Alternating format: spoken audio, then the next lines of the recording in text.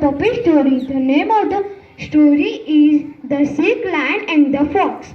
One day, an old lion realized that he was too old to hunt for food. The lion was sure he would soon die. He was very sad and went home. As he walked slowly home, the lion told a bird about his sad situation. Soon everyone in the forest heard about the lion's situation. The other animals all felt sorry for the lion.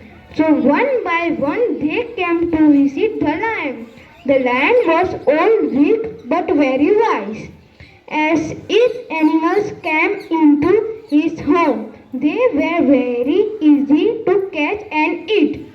Soon the old lion became happy and fat.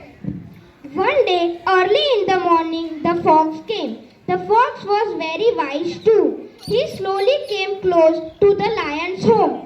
Standing outside, he asked if the lion was feeling better.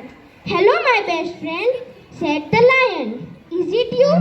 I can't see you very well. You are so far away. Come closer, please, and tell me some kind words because I am old and will die soon." While the lion was talking, the fox was looked closely at the ground in front of the lion's house.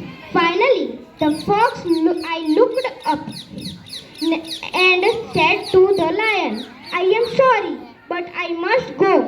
I am very nervous because I see the footsteps of many animals going into your home.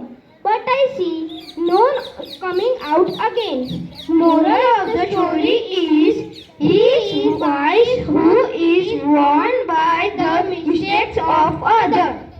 Thank you.